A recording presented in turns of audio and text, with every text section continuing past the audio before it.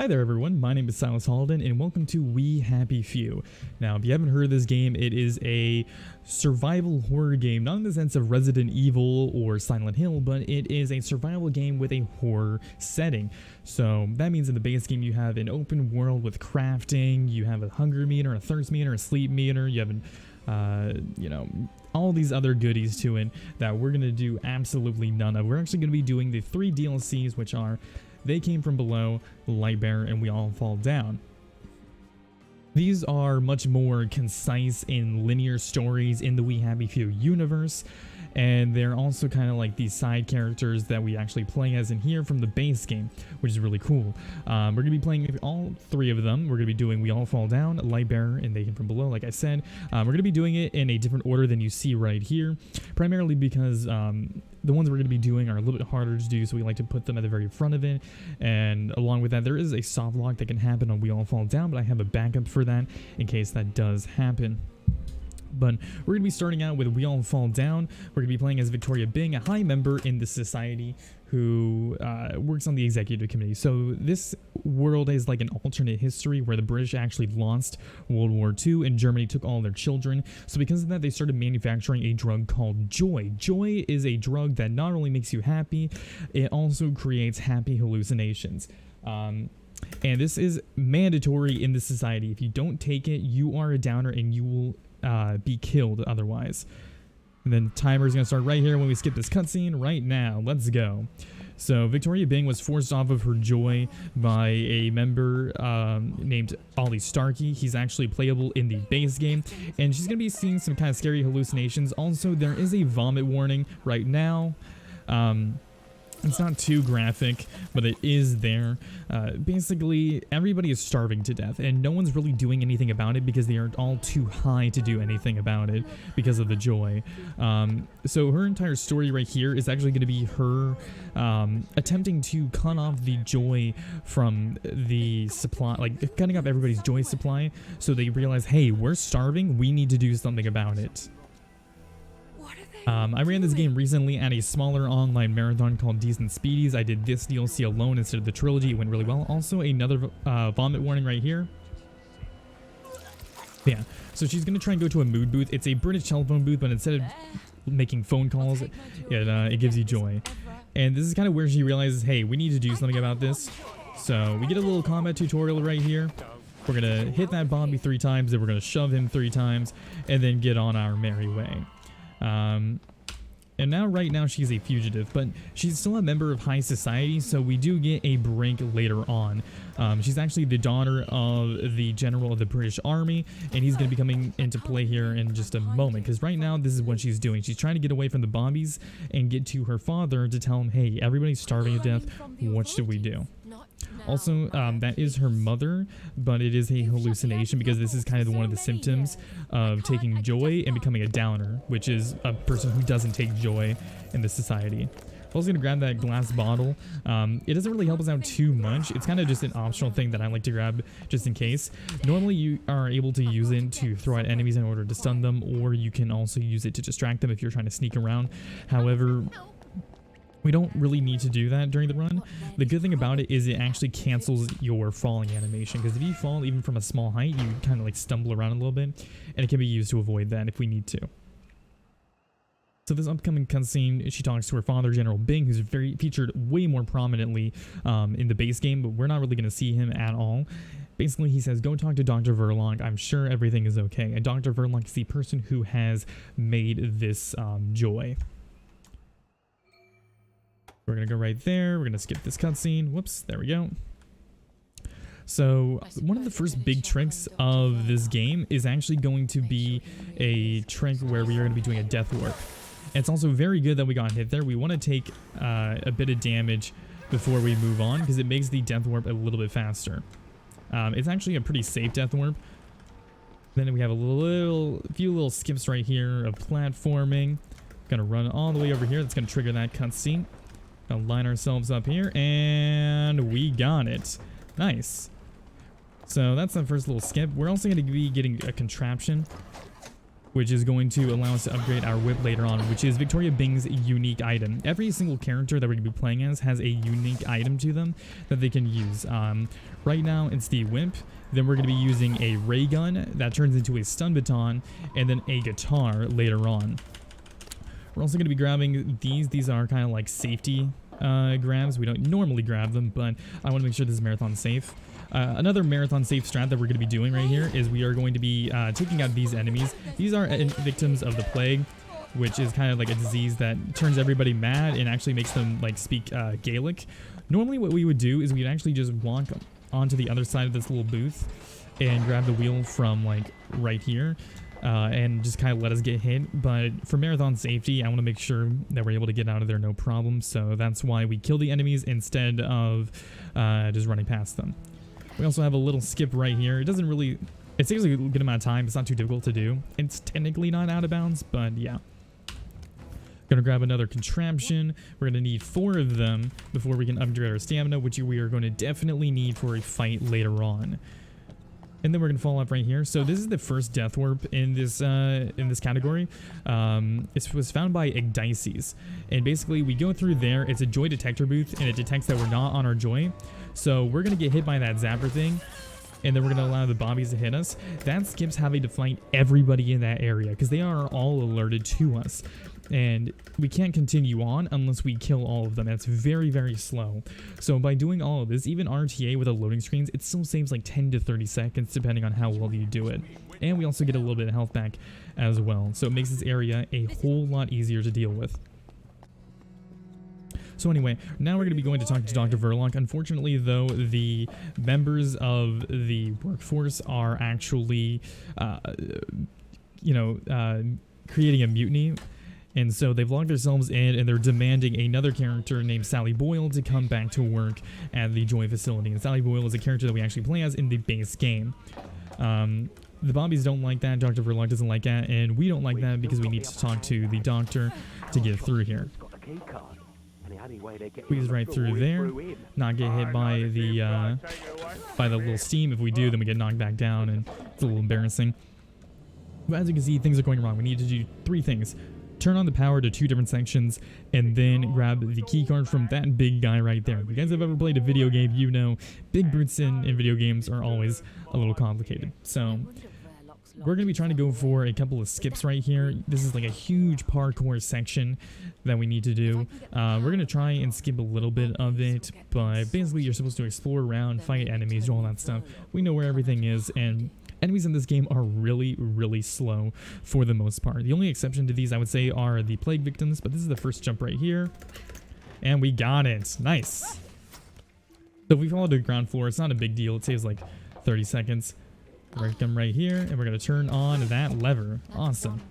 We have another little jump coming up right here. This is kind of a scary one, so hopefully I'll be able to get it. Otherwise, it could be bad, but I've been doing a lot of practice, and I'm pretty good at this game, so let's see if I get it. And we got it. Nice. So if you're in range of the like little rope coils, then it's pretty generous, but you have to have good line of sight, and you can kind of get stuck behind walls if you're not careful. All right, gonna grab the strong arm upgrade right there. We're also gonna come right here, wait, trying to go through. Okay. Sometimes you can go through that laser while you're vaulting, and you'll take damage, but it'll skip the animation of her freezing up. Fortunately, we didn't get that, but that's not that big of a deal. Then we're going to jump right down here. We're going to whip to skip the animation of us falling down. That's going to cause this cutscene to go on a little bit faster. And then we're going to whip him as fast as we can while backing up. And there we go. He's dead, and we are going to swipe our key card. That is going to let the Bobbies in, and they're going to take control of all the workers. And now we can go talk to Dr. Verloc, who has been hiding up in his office, and we can tell him, hey, everybody is starving to death. We need to do something about this. Now, unfortunately, he is also a high member of society, but he wants to maintain control of the population. So he's going to basically just say, like, don't worry about it. It's going to be fine. And because Victoria Bing is off of her joy, he realizes that. So now we're going to get doctors sent to us. These are not the normal doctors. These are bad doctors who are trying to murder us. So we are just going to not talk past them. I appreciate the attempting to have a discussion, but I got to be somewhere. And we're going to now try and go to the mood booth allocation center. What we're going to be trying to do now is cut off the supply of joy by making it so all of the pipes that run through the city are no longer dispersing joy in the mood booths, which is how most people get their joy. So we're going to be running past as fast and as much as we can. Because this is a curfew, every single enemy is going to be attacking us, and that's not very, very good. We have the kind of the scariest part of the run coming up right here. We need to rotate another wheel like we did previously with the 3 little enemies at the start of it before the death warp. If we get hit here, it's kind of bad. We do have to like do some other stuff to get around it. Hopefully we'll be okay though. Gonna turn the wheel right here. We're gonna use this. We have like a little thing to block us right here. Oh no, I'm gonna get hit. Yeah, so if we get hit right here, I just gotta basically kind of let them beat me up. This doesn't take as much time, and it'll also be accounted for in my actual PB. Or I'm sorry, not my PB, my actual run. So what this is going to do is going to send us back to a checkpoint, and it's going to make this significantly more consistent. If we get this checkpoint, what we're going to do is we're going to come right around here. They're going to run through. They're not really going to be too alerted to us. And as you can see, everybody's kind of taking a little bit longer to actually run into us, and they're going to lose us a little bit more easily. So now we can do this very safe. Normally, I would say like 80% of the time, we can get through there no problem without dying. But again, you know, during my run, I will actually, you know, prepare for that and include it with my estimate for the overall time. So even if we do get it, it's not a big deal whatsoever. So now we're going to be coming to the actual center, and we're going to get a new weapon called the dart gun. The dart gun is going to allow us to not only stun enemies, but we can also use it to unlock doors like that. We're going to jump right up here, and we're going to jump right up here. So it really helps out in one of the fights later on, so it's definitely a valuable item. But anyway, now we're going to be coming up to here. Best way to destroy the system is by doing this. Gonna hit that right there, gonna jump right up here, and now we are out of here. And so now would be a good time for donations. We're gonna be basically just trying to escape the area, so we could probably get 1 or 2 in, I would say, as we're running past all of these dangerous bobbies. We can also grab a healing bomb right there, again for safety, and move on and get out of these guys' way.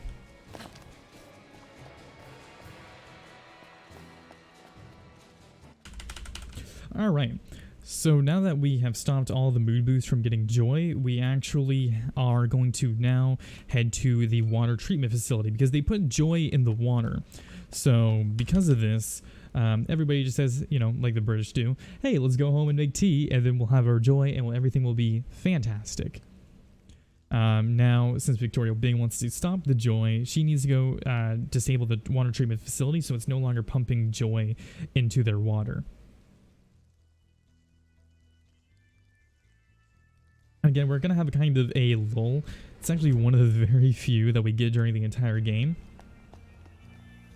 Where, because we're kind of, you know, a high member society, and people aren't exactly aware of what's going on, because this game has a very big theme of memory and forgetting. So people don't really remember, like, hey, you know, she's been, like, you know, a wanted fugitive. We should do something about this. Because of that, we can kind of just run through here without really any worry. These guys might alert on us, but it's not that big of a deal.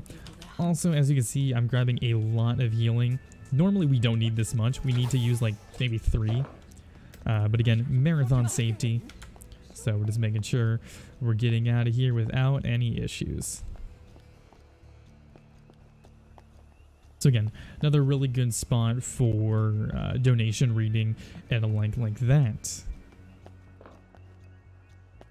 Alright, now we're arriving at the waterworks. Obviously, they're not going to let us in through the front door, so we're going to be sneaking in through the pipe system. This is the pretty much like the biggest fight of the game. We're going to be fighting a lot of enemies, and we're going to be doing it in a very specific way to not only go fast, but to also make sure like we're doing this effectively. It's also going to be a very familiar area. If you've ever played Mirror's Edge, I kind of mentioned, I think earlier, that this DLC has a lot of inspiration from that in Dishonored, but this area is going to seem very familiar to you if you've played Mirror's Edge. You can definitely tell it's like, it's so on it that it pretty much feels like an Easter egg more than like a nod to it.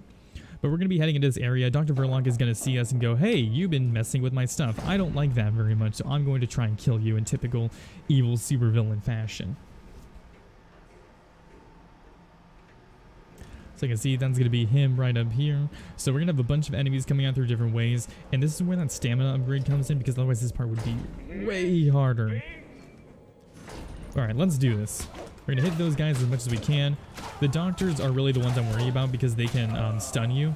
If you get hit by any of these guys, it's not that big of a deal. Like, it's not great, but it's not like the end of the world. Getting hit by a doctor will stun you and you'll take more damage. So we want to try and avoid that. I'm also trying to kill these guys in a very specific way.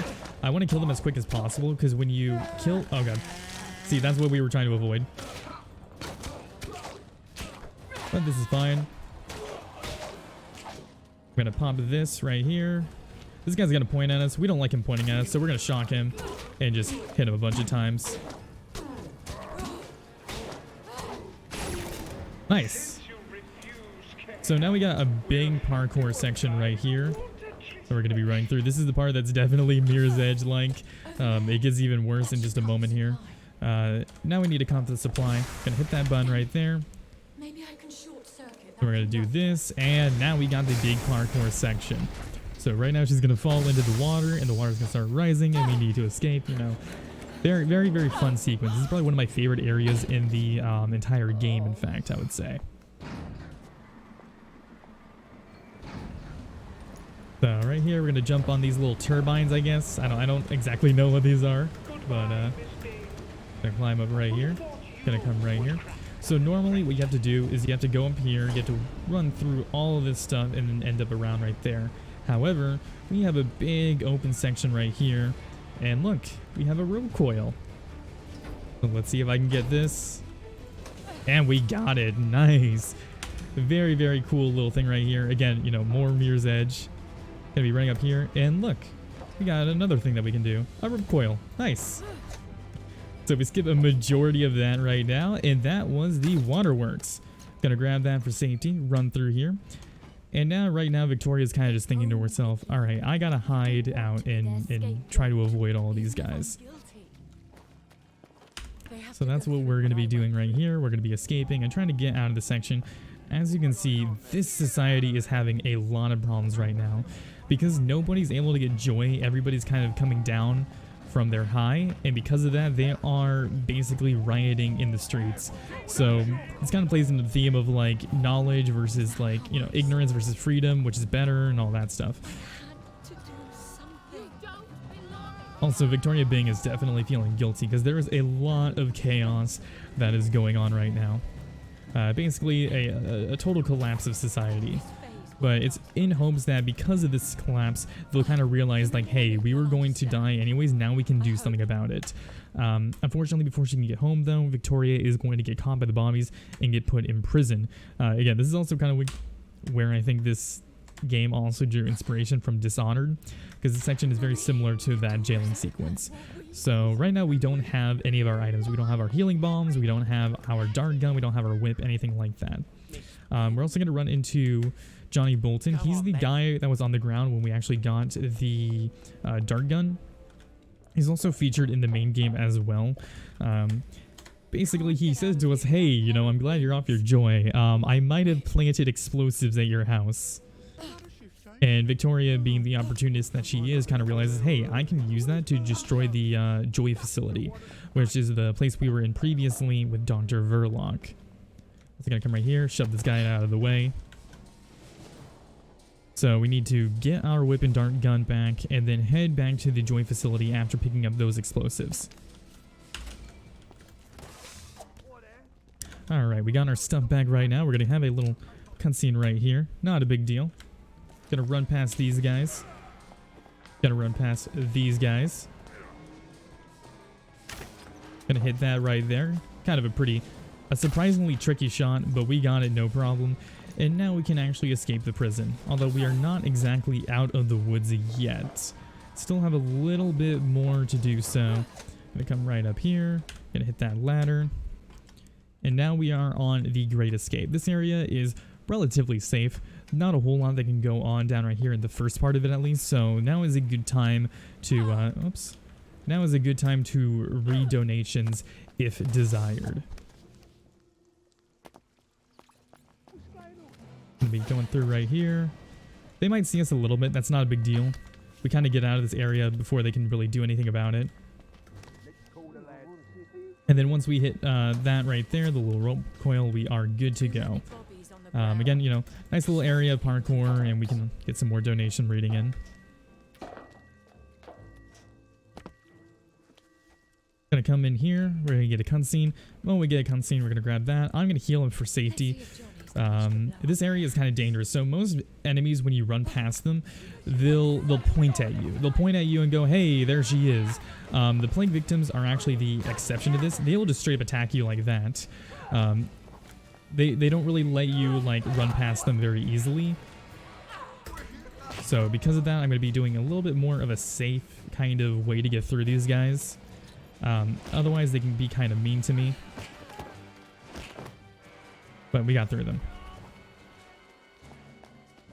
So yeah, they definitely can cause some problems, but thankfully they weren't too bad right there. Yeah, with most other enemies, they'll point at you and go, "Hey, there she is," and you have plenty of time to run past. Those guys will just immediately swipe at you the moment they're aggroed. Yeah, so now we have a bunch of zombies around our house. Normally you'd have to go all the way around and sneak in. I actually don't know how to do it casually, because I actually did the speedrun strat my first try when I would come over right here. Gonna go right up there, jump on that thing, grab this, and now we're in. So again, you know, we're gonna get some more flashbacks and things going on right here. Now we can grab Johnny Bolton's explosives. Gonna push this guy out of the way for safety. Normally we can run past him. Oh, excuse me, buddy. So now that we have the explosives, we're coming up on a little area. This area is really safe, but you can kind of do something kind of cool. You can avoid taking damage if you go through here fast enough. It's not a big deal if you take it. You'll just kind of like stun up like that, like when they're getting electrocuted. But if we do this fast enough, I got to make sure that my dart gun is reloaded. Johnny's plans are up there in the haberdasher's attic. All right. Gonna come right over here. Gonna jump up right here. Gonna jump up on this horse. It was a little slow, but we might be able to get it. And we got it. All right. So because of the way that we did that, we hit the conductor and we opened the window. The window opens immediately. So because of that, it actually makes it a lot easier. I'm going to be running through here. Going to try and get out of these spotlights. We don't want them to hit us. This one's going to hit us. Oh, now that I missed that, it's definitely going to hit us. Nope, we're good. Then we're going to rush through here. Come right here. Use the conductor. And now we are going to move on to the final area where we are going to be able to enter Hawthorne's labs and destroy them completely. So we're going to go right there. Hopefully these guys won't hit us. We're going to come over here. So we can get hit while we're putting these on. So we hit that guy right there in order to place the explosive so he doesn't bug us. These guys are like still alerting to us, so we can kind of just run past them and put it on. Gonna run up here. Whoops. There we go. And then we're going to come right here and place this explosive. So now that the explosives are down, we are going to be able to tear the exhaust, which is going to blow up the entire facility. And now we have, you know, the great escape sequence. Going to be jumping up onto here right now. There's not too much right here. Not too many skips except for this one. Going to pull onto right here, and somehow Victoria does that. How that works, I have no idea. I'm just going to say pure magic and talent from this awesome character. To come right over here. That's gonna blow up in our faces. Right there. Right there. Alright, we are almost out of this facility. We've now escaped to the rooftop, except however, we do need to get down.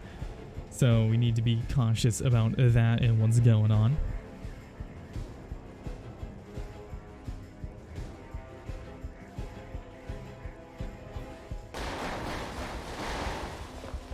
All right.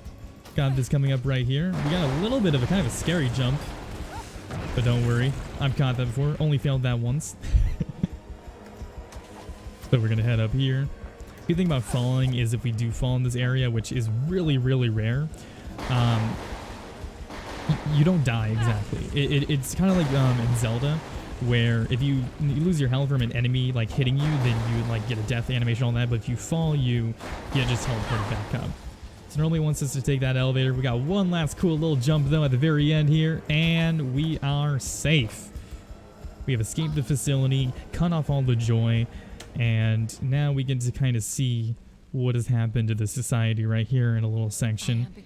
As you can tell, it's playing into the theme of like, was the truth worth it at the end of the day? So if you really like Orwellian stuff, you will love this game. What's left for them?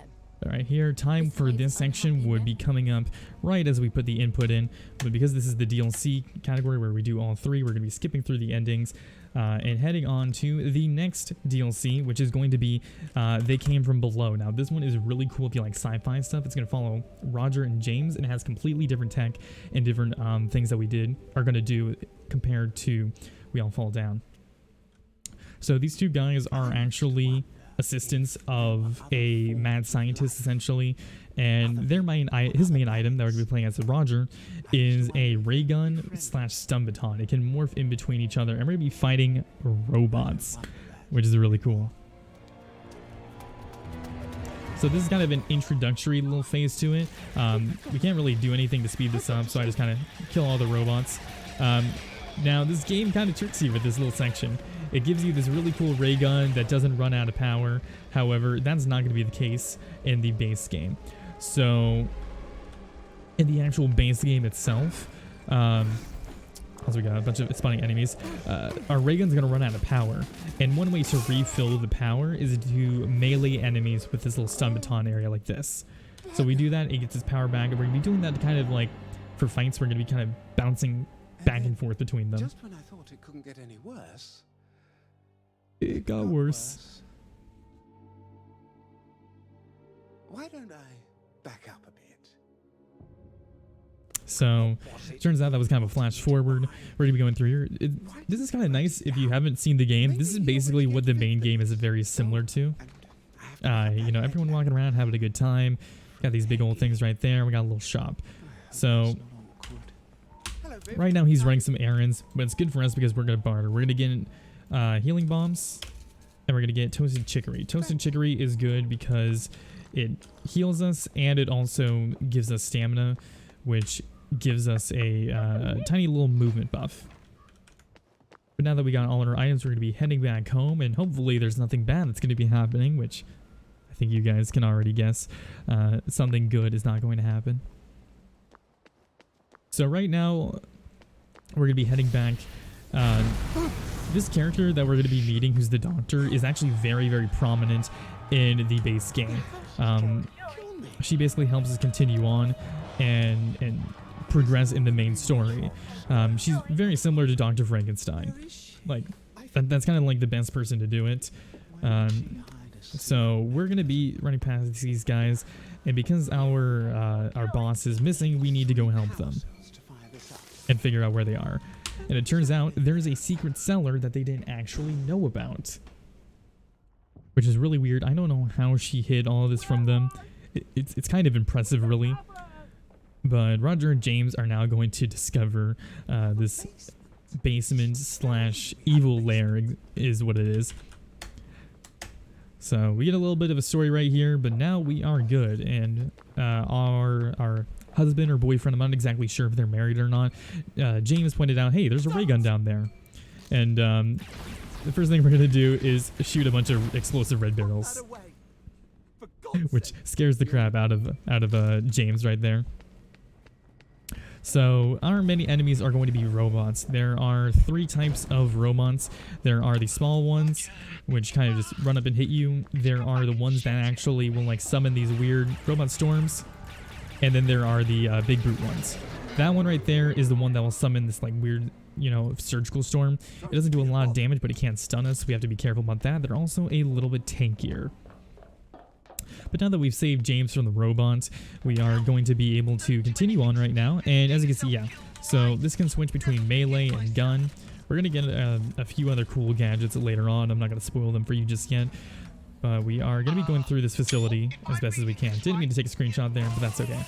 Oops. Also took a little bit of damage. That's fine. I'm going to be playing it safe right here. Got some lasers. Still took damage. That's okay. And then we just run through that one. Ooh, hello. So we have these things right here. I'm going to grab that shock grenade as well. We're going to be needing that in just a second. I'm also going to heal right here for safety.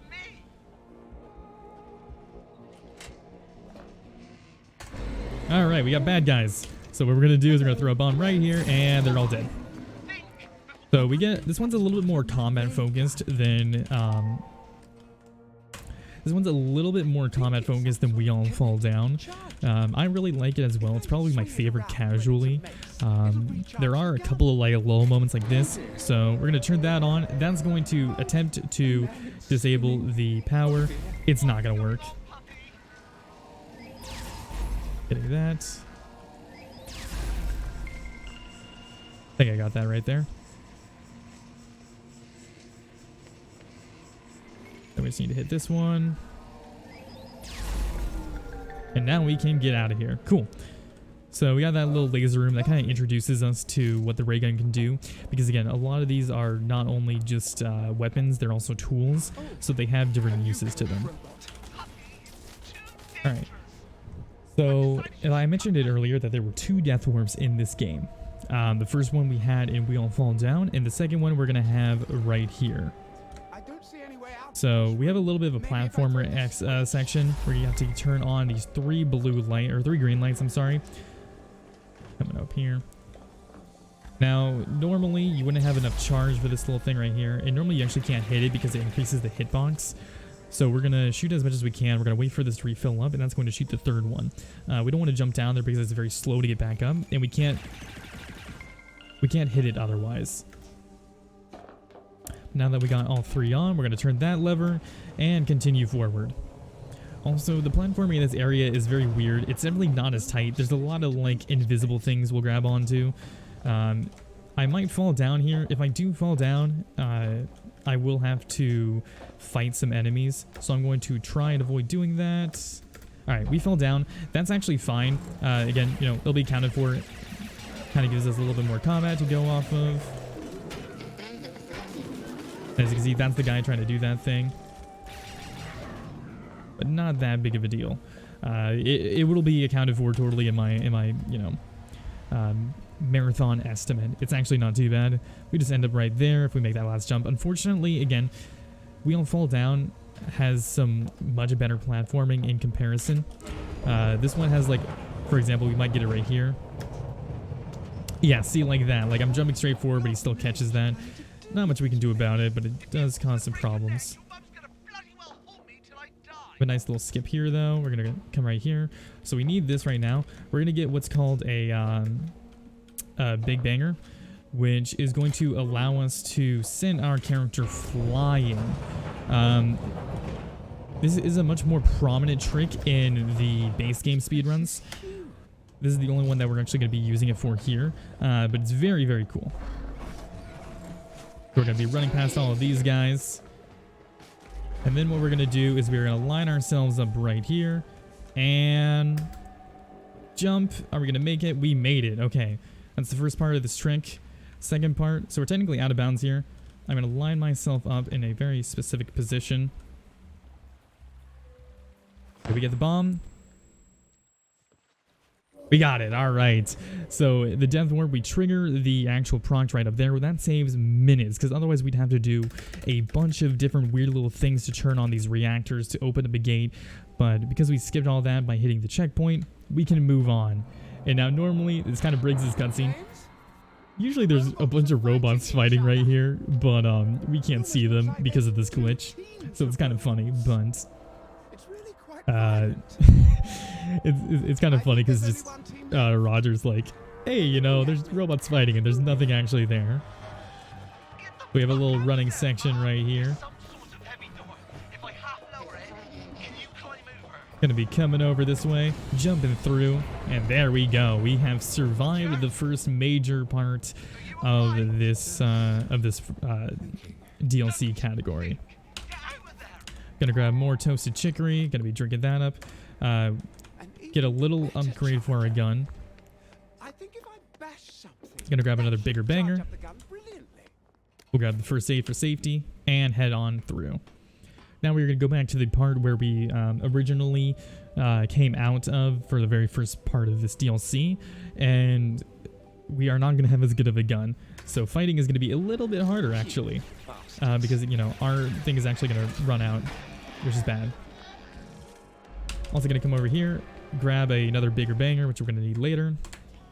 And as you can see, there is chaos and anarchy. Another little thing that I like is that this section is just a little bit different from when we did it previously. And again, that plays into the theme of this game, which is the memory.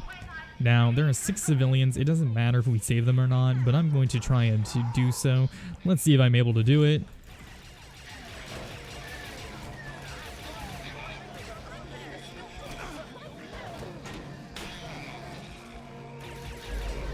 Nice. We saved all 6 civilians. I don't think that really does anything. It might give you some stuff later on. Also, as you can see, I ran out of overcharge. I'm sorry, of charge on my gun. We're going to be fighting all these guys as much as we can. Charge it back up. And we are good to go. James? Gonna be heading back over here. Now we need to get back to the facility. We need to deal with what's going on right there. And we've also kind of learned that the robots may not be made by us. In fact, they might actually be villains. Or aliens, I'm sorry. I don't know what I said right there. So they're actually aliens from another dimension, which is really cool and just way out there from literally everything else in this entire game, which is kind of funny. We're going to head back down here right now. Gotta wait for James to join us. We're going to skip a bunch of cutscenes. Now we can go into the second part of this area where we're going to find a new item, which is a modulator. The modulator is going to allow us to do a little bit more extra platforming. Right here, avoid getting that, get the healing bomb. And then now is a really good time for donations. This part of it is a little bit slow compared to the rest of it.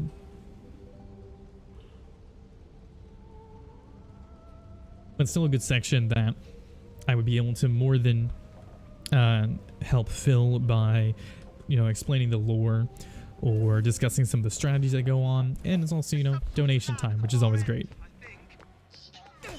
Oh, jeez. Sometimes the enemies spawn weirdly here. I don't know why. Sometimes they're really, really wonky about it, but they could just pop out of nowhere. It's fine though. One more thing is we got our activator is what it's called.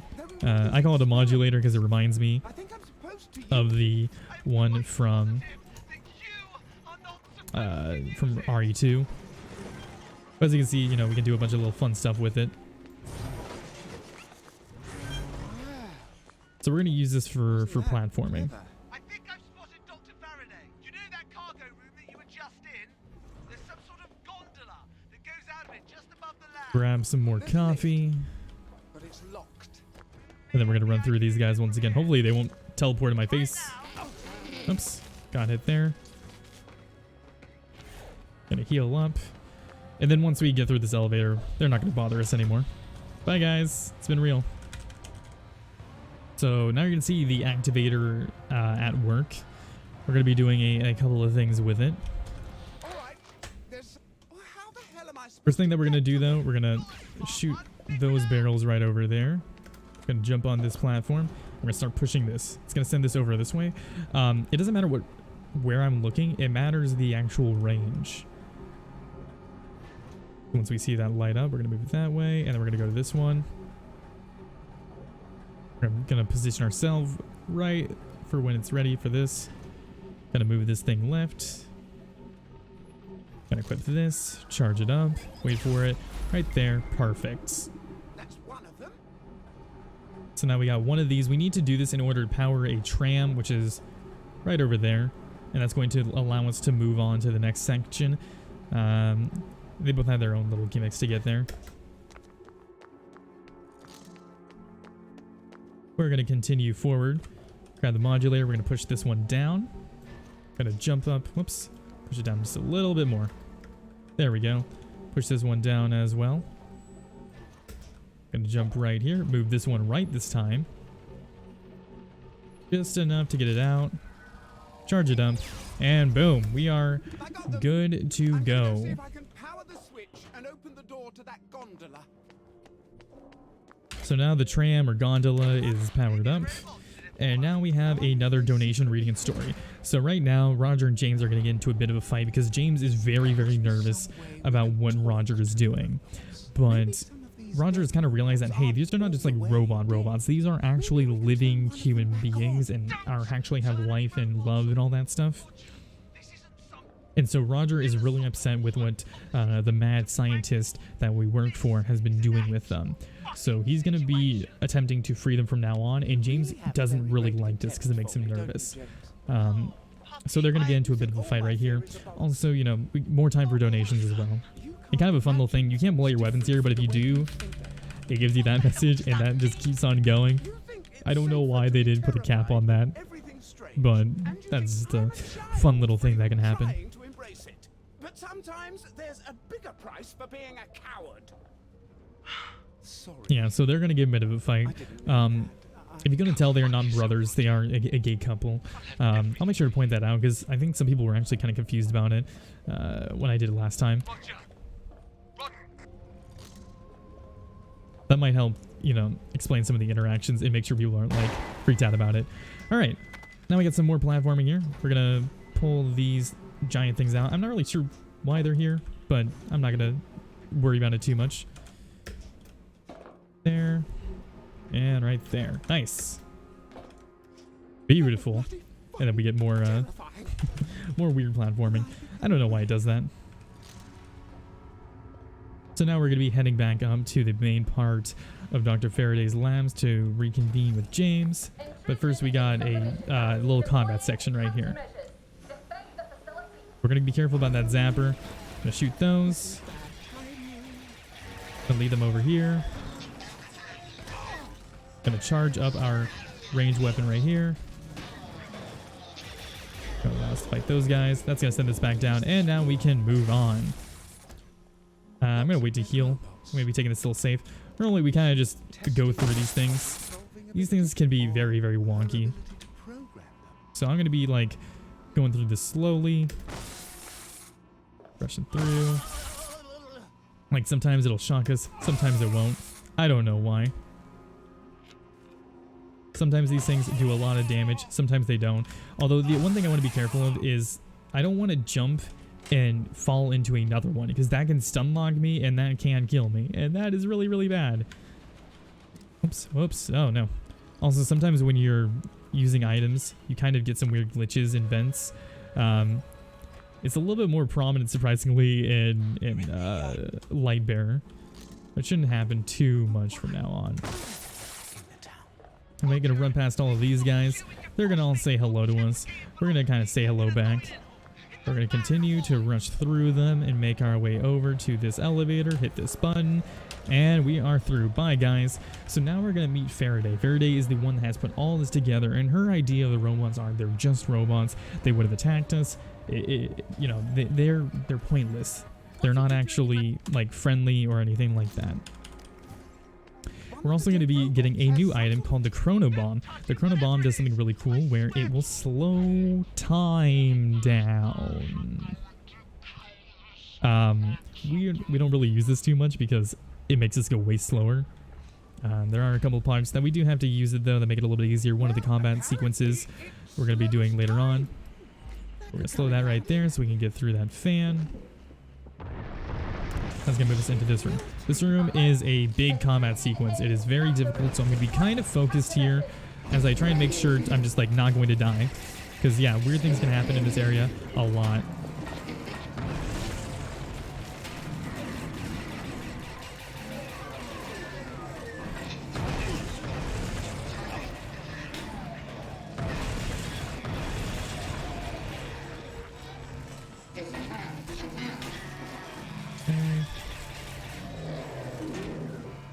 Why do we That's it? Alright, cool. That did not go too bad at all.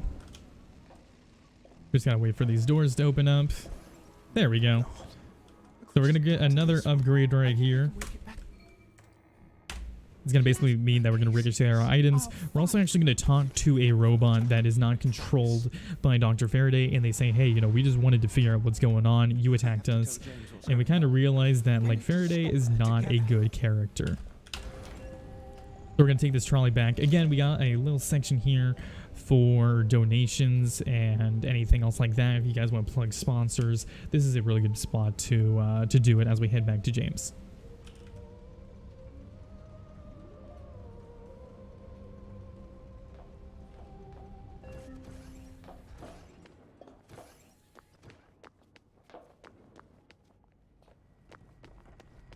Alright, so now we are going to go to the third part of that facility, and this has kind of a little bit of a sketchy jump to it. It's kind of an out of bounds trick, that's not too bad. Gonna talk to him right there, and now we're gonna head into the conversion facility. So what we're gonna do, there's basically a converter that turns all the good robots into bad ones under her control, basically into slaves. And we're gonna go turn that off, also grabbing that bigger banger. She seems to have locked the door. So the door's locked right here. We're going to come over to this way and use this railing to continue moving on. So we're going to line up to a specific way. If you do this normally, you kind of just go around a loop and end up at like that little part right there. We're going to be trying to do a skip in order to save us some time. If it doesn't work, we kind of just go back to the start of this little section. It's really not that big of a deal. Alright, so I get it. Alright, one more. We got it. Nice. Alright.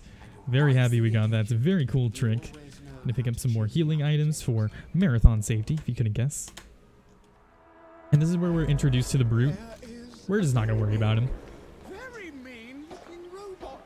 Gonna climb up here. As you can see, like, yeah, platforming. Very, very wonky. But, you know, we can kind of use that wonkiness. Whoops. Okay, that's not good. Alright, whoops. Well, normally that doesn't happen. The platforming was a little bad there. But again, you know, I'll route all this. There's plenty of time with my marathon estimate.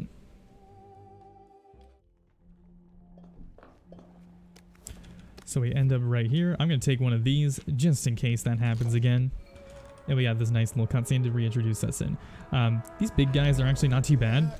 The only time that they really show up, we have a bomb to actually fight them in. Gonna wait for my stamina. There we go. This is what should have happened previously. Alright. So yeah, that is the only problem I have with this DLC, is that the platforming can be very, very wonky, and things like that can just happen out of your control. Also, I'm going to grab this right here. I'm going to throw that. Not going to throw it. I'm going to try and skip the animation. Fortunately, it doesn't work. If you hold an item and you're throwing it, it's like the glass bottle, and we all fall down. You can skip like that little, like where he crashes to the ground. Fortunately, we couldn't get to there, but that's not that big of a deal. It saves like half a second, or, you know, something very, very little and not that important. So now we have another skip coming up after this part right here. First of all, we had to get through these missiles. Now, where are the missiles, you might ask? Right there. So we don't have to fight those robots. We can see which one it is by that. We're gonna just basically shoot these as fast as we can.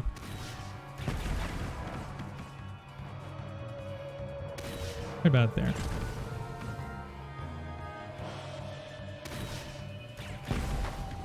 And this is the big one where you're supposed to use the chrono bomb. Let's see if I can do it without messing up. Nice. So that was pretty fast. Alright. So this is another little skip. Normally we have to ride this tram and get a big cutscene.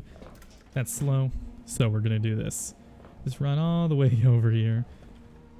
I'm going to activate one of my coffees. Very nice that these things don't have collision, so we can just walk right through them. Otherwise, this area would be a lot more difficult. I'm gonna come right here and jump down. Nice. Beautiful. And skip can sometimes be a little wonky with the platforming. Thankfully it wasn't though. Gonna grab these. That's it. And now we have found the converter thing. So we're gonna actually activate this orb.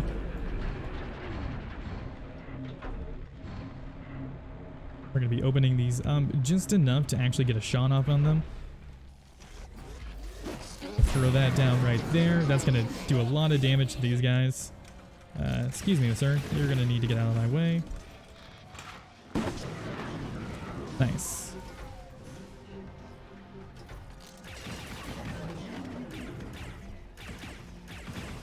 Go, got one, got two, and then finally, third and final one. Nice.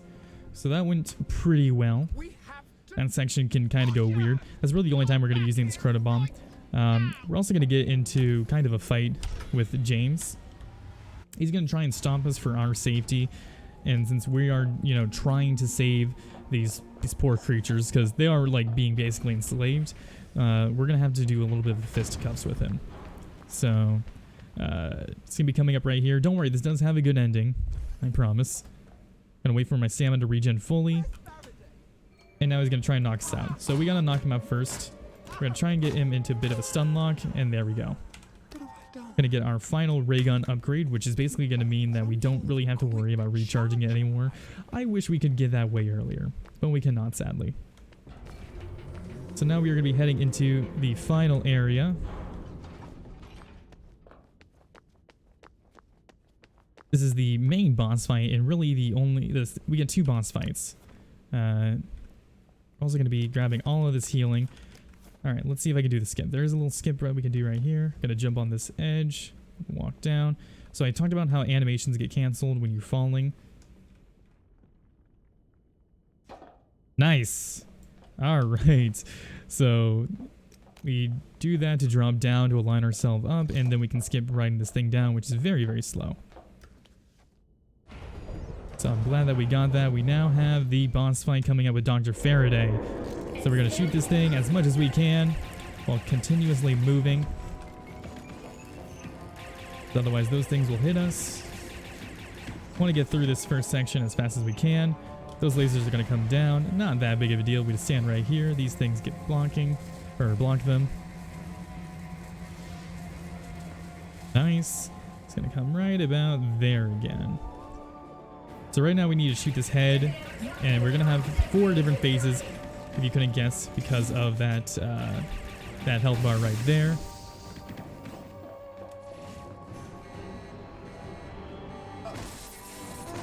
We're also gonna get hit here a couple times. Moving this down. We're gonna wait for these guys to all gather up.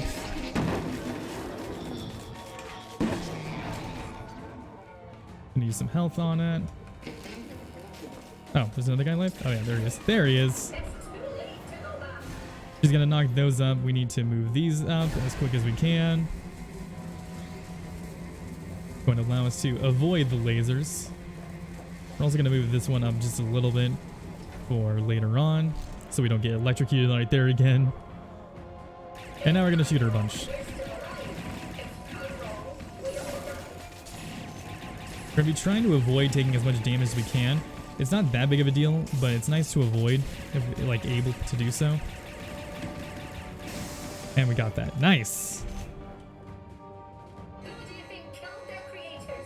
We're going to get more of this down right here. She's going to be spawning more enemies.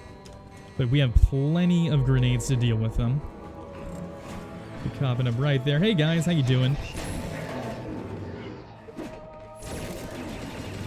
Nice. So James is back, and he's going to help save us. And now we only have to deal with one more health bar. Also going to be getting the missiles now. Going to be shooting these things down. Oh, whoops. That's fine.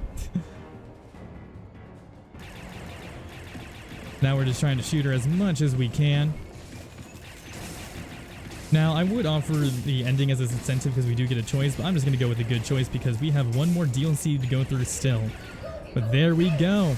We have defeated Dr. Faraday, and we have saved the robot aliens from being being enslaved, and now we get to go to their home planet and decide if we want to bring James with us, which we are going to do so. Get a nice little kiss right there, and now we get to move on to the final DLC we're going to be doing, which is Lightbearer. Lightbearer is probably the best one story-wise. I would say it's a little bit of a slower speed run because there's a lot more cutscenes to it and there's not as much tech to it, but it's still a really fun one. And the reason I have it at the back is both because it's probably the safest, and along with that, it's also the it has the best ending basically. So we're gonna be playing as Nick Lightbearer. He's basically like Austin Powers, only you know, a rock star. And in the base game, he actually dies. We find him and he accidentally gets electrocuted. So it's heavily implied that this is like not real, exactly, and that this is kind of like purgatory to see if he's able to redeem himself. So if you couldn't tell, like every rock star, he is an alcoholic and a drug addict. So every single thing that would be bad is actually good for us. Gonna drink the coffee because, like in the and They Came From Below, it gives us a health bar. So our guitar is gonna be used for a few things: finding clues like on those little golden statues, and also for combat. It's very similar to the ray gun. Also gonna be grabbing more scotch for safety strats. We're gonna run past this guy. Sometimes he can be a little annoying. Oops, I gotta grab a key. Alright, so we're gonna have to hit him a little bit. So you don't actually like kill anybody in this. You do something called you face melt them, which means your music is just so good that their mind is blown. There has to be a perfectly innocent reason why a man might wake up covered in blood and not remember. Yeah. So the story about Nick Lightbearer is he falls asleep and he wakes up covered in blood and he has no idea why. Along with that, he's also hallucinating his manager. So he's not really having a good time right now, honestly. He's having a bit of a struggle with what's going on. We're gonna grab that right there. That's an upgrade that we're not gonna use. It allows us to kind of take control of enemies and have them fight for us, but we don't really need to do that otherwise. So we're gonna be fighting our fans, we're gonna be fighting photographers, and that's gonna be our main enemies up to go against. Gonna come right over here. And now we have escaped the hotel. So Nick Lightbearer is trying to get home right now to get some new clothes that aren't covered in blood and figure out what happened to his manager, because he's hallucinating him and he doesn't really know what's going on exactly with that to do so. Another friend of mine, Nick Dices, he would describe this as like Austin Powers meets Dante's Inferno, and that's a very accurate description of what is going on here.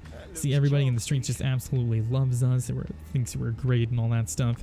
But yeah, so we're gonna be heading back to Nick's pad. Don't have to fight these guys. These guys can be a little bit annoying because they're photographers, and so they can flash you and blind you, which is really annoying. But we should be good for now. And yeah, it's unfortunate that we can't really go through all the story because this one is definitely a good one. We're also going to grab a new weapon here. It's going to be golden records. These are going to be basically our throwables, so to speak, that we can use. And so now we are going to find our secret stash and use that for drugs, and all of a sudden some things are going to get weird really quick. So now we are super small. Oops, that's okay. Platforming again, very weird here. So we're going to be making our way through this as quick as we can. This is really cool and really fun to do so. This actually DLC has 2 boss fights, in fact. They're coming up right here. So basically, again, a lot of this is a hallucination, like he hallucinated his ex-wife right there, and now he's hearing all like these bad things about him and all that stuff. So kids, don't do drugs because it's not fun. Nick is not having a good time here. Anyway, we're gonna climb onto this, climb onto here, climb onto here, and now we got some more drugs. Hopefully this will get us back together, right? Nope, we get grabbed by his ex-wife and flown across the room. I'm also gonna waste these right here. You can't actually reload these unless you use the entire clip, And I want to make sure we have, for marathon safety, an entire clip for this upcoming boss fight, which is going to be with Nick's ex-wife. Or not exactly. And you know, more platforming. Again, this is kind of an awkward area. There's a lot of collision to it. So sometimes like things will happen where just like, I don't know why I died there, or I don't know why I made that jump. This one's kind of an example of a really sketchy one. And we made it because we slid off of that thing and bounced on the table. I don't know how it works. Anyway, we're going to be basically aiming right about at her face. We don't really have to worry about taking too much damage right here. This is kind of where the RNG comes into play for this section. Depending on how much her face moves, you can't really hit her otherwise. It's really, really difficult.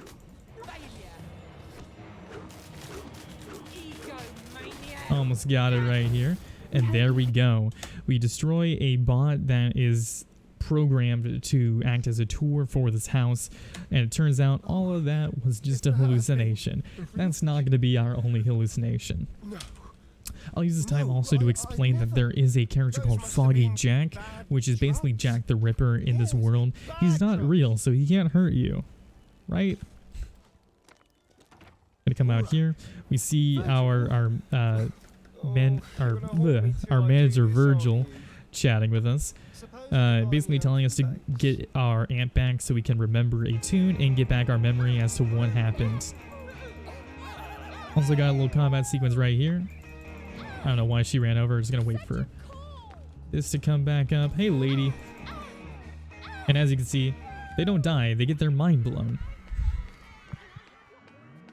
Got another little fight right here. So we need to get a new amp because ours is broken and we needed to play our guitar. So we try to go to the store and the manager, who's right there, who pops up out of nowhere, basically says to us, hey, I don't like you. You owe me money, so get out of here. So because he tells us to get out of here, we now need to find another amp, and the only one we can think of is the one that our manager stole from us. So we need to, or from, not our manager, the hotel manager stole from us. So in order to do so, we need to break into his room and steal it back. So we need to return back to the hotel and grab it in order to do so. I need a disguise. And of course, because everybody knows who Nick is, we need to get a disguise and hide from everybody else in order to make sure that we're able to sneak around and not get caught. Because the manager does not like us because we kind of trashed the entire hotel room that he was in. So because we trashed it, we don't really want to deal with that right now. I'm sure Nick is a swell guy who would pay for it, no problem. But we have different priorities as to what's going on, specifically why he woke up covered in blood and where his manager actually is. So we're going to grab that bellboy uniform, grab this, and run outside. So the manager's in the office. We need to get inside of there. So we're going to distract him by using this PA system to tell us about the woman who was stuck in the vent at the very beginning. So because of that, we can get him out of his office, and then we can grab a note. Also going to grab these joy pills, and that note basically says where his amp actually was, which is in his hotel room, and we have the key for it. So now we're going to be heading up there right now. And this is kind of a little bit of a kind of a boring part. So now is another good time for donations. You don't sound nothing like me, Mum. Let me in, and I'll make it up to you. Oi, you there! Quit skulking and drop that bag in my room. So we also have another section here where we actually get an idea of who Foggy Jack is. Apparently he's been going around killing a lot of people, and we don't know because he's kind of this mythical figure. We're also going to get a upgrade to our weapon, which is our guitar. So now we're going to be able to face melt just a little bit better. And now we got like a little bit of a parkour section. I don't know why there's a bottomless pit in First Class Hotel, Nick. That is something that you're gonna have to deal with on your own. Gotta throw these so they're pushed back, you know, refilled. Then we're gonna head down here. Gonna grab our upgrade right there. That is going to allow us to connect our amp to this and get that sweet little riff. I have to go to the park. So a little thing is that Nick's like, Oh dear. there we go. Too bad. Nick's memory is tied to his guitar, more specifically specific sounds and, you know, music that he does. Attention guests. If you believe you inadvertently dated or married a Nick lookalike, So you're gonna have to excuse me, folks, just making our way through. So now we're gonna be heading over to the park because that's what triggered his memory. This place. Also had to fight these guys really quick. Shouldn't be much of an issue. It's okay. They're totally okay. They're vibing. Might find clues. A guitar. Just like we vibe right now. Gotta grab a guitar pick, which is going to allow us to open up this gate once the dialogue ends. We're gonna have another vibing section right down here, but thankfully we don't need to pick up what's gonna show up. It just opens the gates, and we find our manager dead. Oh my God, he's dead. Oh God, I'm remembering. And because he starts to remember bad memories, he pops his drugs. And then we get a nice little cutscene here that we cannot skip. That it makes it hard to tell who actually killed him, but it heavily implies that it was us and that we were Foggy Jack. So keep that in mind. Nick believes that he's possibly the murderer. He doesn't know for sure, but that's what we're trying to figure out. So he goes back to sleep. We end up back in our room all alone, and we kind of don't exactly know what's going on. So we're gonna come back here. We're gonna grab scotch for marathon safety, and because he's, you know, an alcoholic, he's gonna be heading over to the hotel bar. And when he's heading over there, he's gonna hear a sound, a tune from a piano player, and it's gonna be very familiar sounding. The song in my dream. It's a song in his dream, and we get this nice little cutscene that I'll be quiet for so you can hear. Wondering how I fared since you tossed me from the band? No, I'm merely in proximity to the bar. You look like hell, by the way. I suppose they tart you up a bit for the pictures, do they? That song you were playing just now. I just need to hear the rest of that song. This? Just a new bit I'm trying to work up. Mostly to irritate her. You'd think that a dancer would be musical, but Dottie only likes bubblegum pop. Did I mention she's a fan of yours, Nick? No, not that. What you were playing before. Da da da da da da. That. Why? To get your jollies mocking me? No, I just think it was very catchy. Do you think Virgil might like it? He'd be all over it. Yeah, he'd be in pieces. He'd bloody love it to death. I'll be glad to put in a good word when I see him. Oh, but I can't play it for you today. Why the fuck not? Sorry. Trollope stole my piano tuner. Said it sounds better that way. I can't be out of tune for my big break.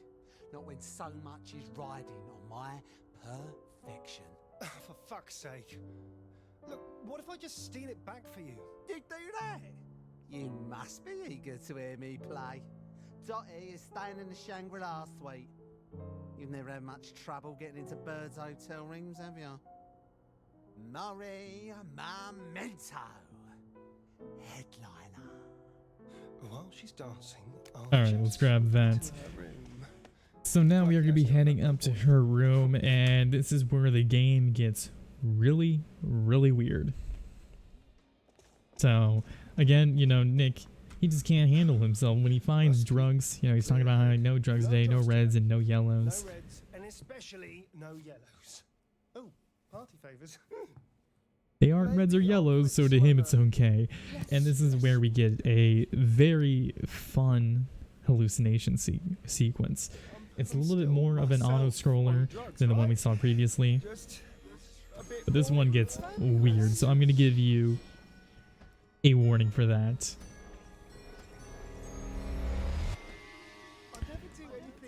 So right now we're just going to be getting through this area. We can either let it soak in about how weird this is and what exactly is going on, or we can play donations here as well. Gonna run to that door. We get an evil fire thing behind us. Gonna run down this hallway. Oh no, we got another evil fire thing in front of us.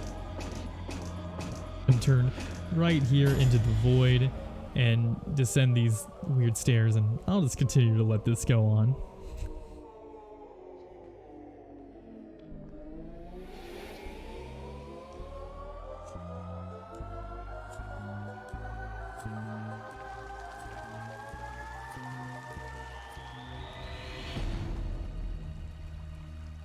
We're continuing to run through. We're going to try and get to the door very, very, very slowly.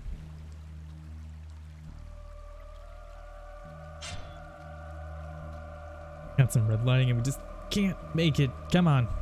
Come on, Nick. Use those muscles.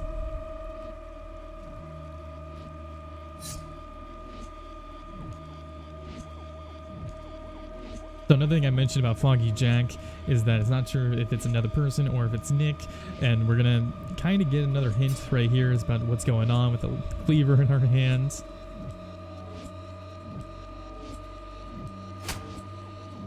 Always haunted me.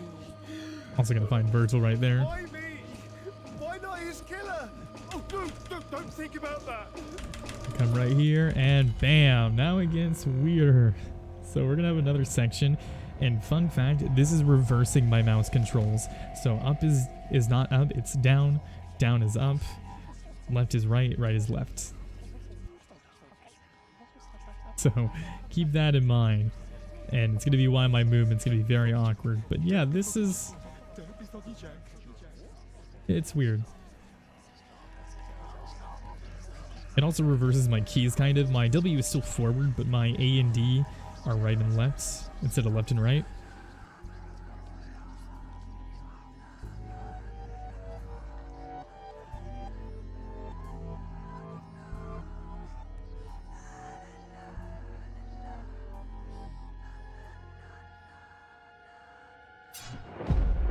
And now we're back to normal controls. We continue making our way down this hallway. I will give a motion sickness warning, just in case for this little section, but it looks like, oh no, we're falling. It looks, oh geez, oh no. And now we're back into the main game. So that was a very, very weird section. No more purples. And now we get to meet Dottie's sister. Nick Lightbearer! You. Who has probably the best dialogue out of the entire DLC. I am upstairs, aren't I? My head's a little foggy. Oh, that's my twin Dottie. I'm Dodo, the smart one. Oh, hello.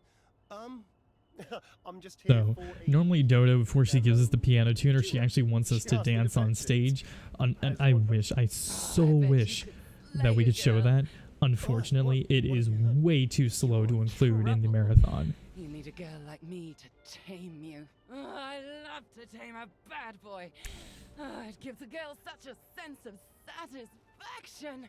Look, love. So, instead I'll just of get that dancing for tuner her... and, go. And I'll wait for this line really To quick. entertain me first. Do as I say, or Nanny will smack. So since Nanny will smack, we're gonna smack her back. And don't worry about what her weapon was right there. She also has some no, don't spank. I'm gonna grab the piano tuner. We'll hit them right there to kind of knock them out of the way, and we are out of here. So we got the piano tuner. We escaped from... I don't know why there were other women there. There's so much that I can't really explain. So we're gonna head back over this way towards the bar where Mori Momento, the piano player, was. We're gonna give him the piano tuner so he can play that little melody and hopefully get us to remember something about last night. Because again, we took drugs and we don't exactly remember. We get another unskippable cutscene here. When I'm on top the way you did me, but I'm a bigger man than you. Hey, I'll even let you play backup. Oh, well, it's very generous, mate. Now, would you play the song, please? You really want it? Please, I'm feverish in anticipation.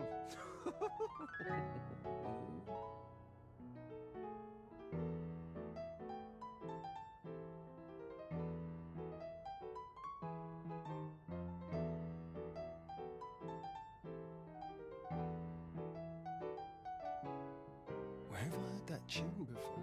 The brand new Mori Memento composition. No, I've heard it. Fine. I heard someone humming it on the roof last night, but I did put my own spin on it. The roof? I made it my own. That takes talent too. Hey, you'll still talk to Virgil for me, won't you? I have to go. I knew it. You never help anyone but yourself. You're a scoundrel and a fraud, Norbert Pickles. And you look silly in puff sleeves. Can you believe that? Can you believe somebody would say that about us? How rude. But now that we know where to go, gonna be heading over to the top, the rooftop, where there was a secret concert I played. Also, we got this little section right here. I'm gonna try and do it the not cool way, or the not intended way. Hopefully it works out. Yeah, we're okay. We'll drink a little bit of scotch to get us through it. Because after every night, you actually lose your items, so there's no point in saving them up. Don't worry about the blurriness. And oh no, we have found a dead body. That's the music shop owner, the guy who wouldn't sell us an amp earlier. Also have these guys right through us. Gonna just knock them all down to the ground and inspect the coat rack. If you remember, we had the bellboy, uniform on, which is here now where the guy was murdered. So No. I don't want to remember. I don't want to remember.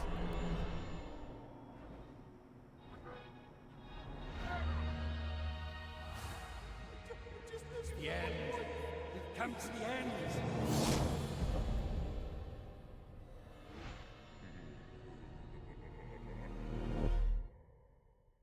So, you know, again, who is Foggy Jack him? Is he Foggy Jack? You don't really know.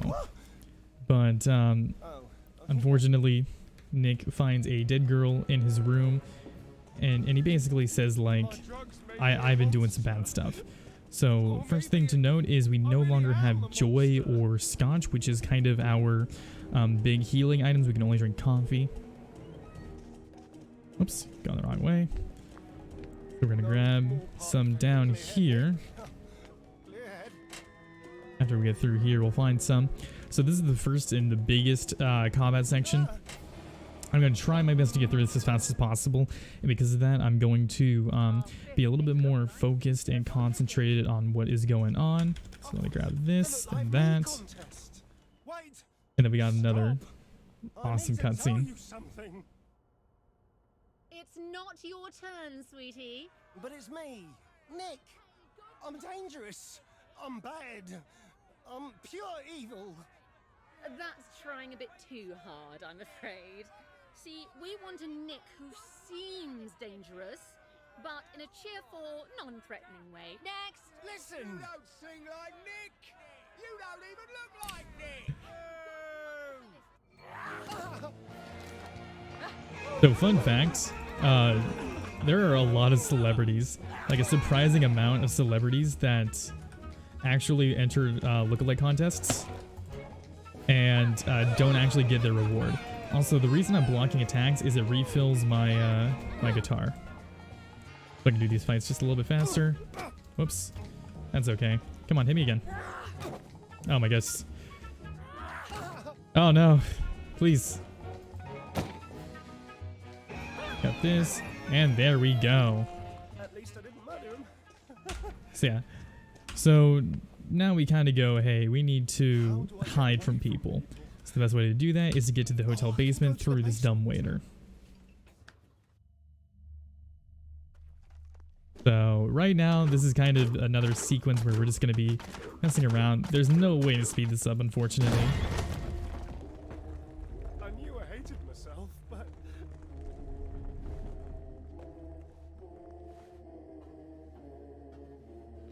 Now's another good time for donations before we get into the weird stuff.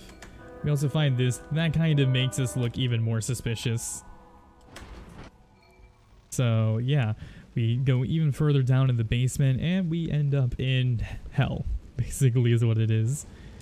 And we can see, oh man, there is some bad stuff down here. There's fire and brimstone. And Nick is kind of realizing I've done some bad stuff and he really, really regrets it. So keep in mind, at this point, he thinks he's Foggy Jack. And also, there's nothing to throw in these golden records. I just do it because why not? There's no reason not to. You can't sprint, you can't speed the section up any more than it already is. Am I in hell? Yeah, so there is some really bad stuff going on right here. But keep in mind, this is, you know, based off of Dante's Inferno and like the Divine Comedy and all that stuff. So I don't think we're not going to be here very long. And we're actually going to have a cutscene coming up right here, which is going to explain something. And I turned into something so much worse. Yeah, I highly recommend playing this casually. This is probably the best story one. We're going to come right up in here, and we are going to get a cutscene, which is going to tell us something. We are going to run into Foggy Jack. Foggy Jack is actually a super fan who killed all those people because they were mean to us and they didn't like us. And he wanted us to... He basically just wanted to like us, you know? Whoops, going the wrong way. That's my bad. So we're going to have the final boss fight of this area. And now Foggy Jack is going to attempt to murder us, which is a bad thing. I don't like that. I don't think you guys would like that. And we're going to get basically over to a concert. And that is going to allow us to basically battle our demons, so to speak. You can't kill all my fans. Fuck, he's completely mental. Yeah. So now that we have made it to the stage, we're going to pull out our golden records. We need to power it up because that's how our guitar gets power. Oh, and now we can fight him just kind of properly. Gonna knock him down. Just gonna riff on him as much as I can.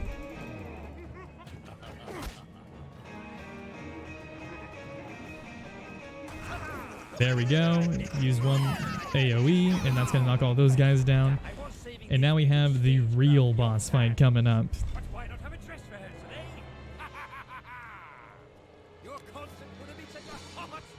So we get these things, so we have to hit them, and that's going to knock them back. I'm also gonna drink the coffee right here. So we need to do this kind of as fast as we can.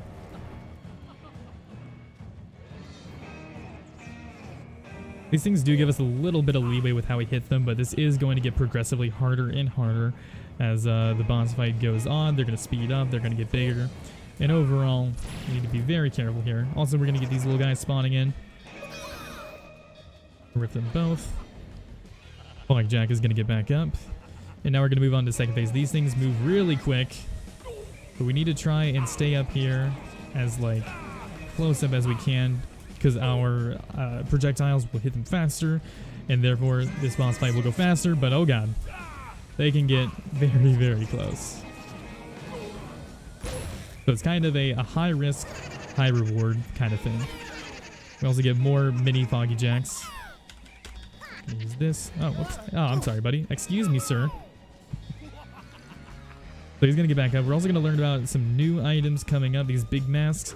We have to throw those at them and just spam it as fast as we can to break them up into smaller sections. Again, hit it with the golden mask. Hit it with this a bunch. Also going to hit this one. Just shrink it up. There we go. Nice. Hit that with an AoE. Hit them with an AoE. Should be good for now. Now it's going to be a combination of all of these. I'm going to do this to fill this up. So as you can see, there is a lot of chaos going on right now.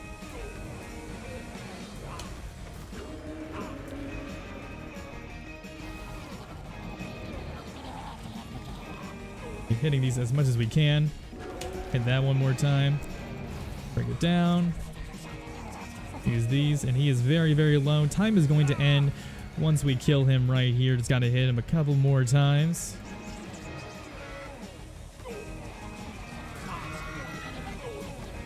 And we did it. And that was DLC. We Happy Few DLC Trilogy 122.46. That's not actually bad at all, even with all of the problems. My estimate is going to be 130. And now I'm going to let the cutscene play out, but thank you so much for giving me the opportunity to present these 3 amazing DLC campaigns to you, and I really hope it gets accepted. If you have any questions, feel free to contact me. There's also a Discord for We Happy Few, but thank you for watching, and I will see you guys hopefully later on. Yes. Finish him. This one's for Virgil.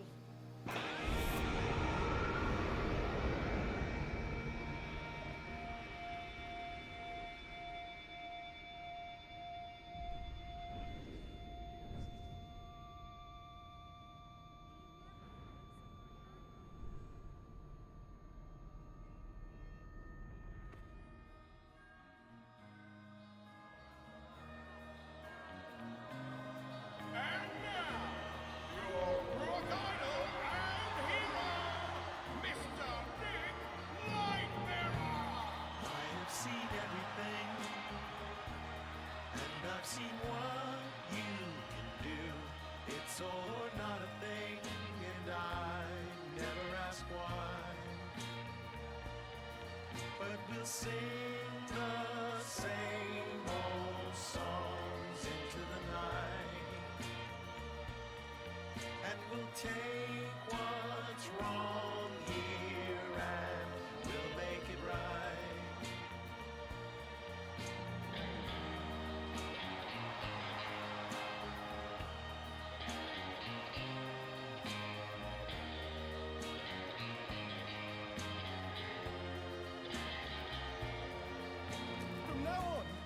Things will be different.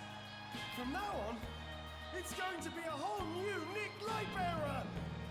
It's all or not a thing, but it's all that we do. No one wants anything at last. Now I know why.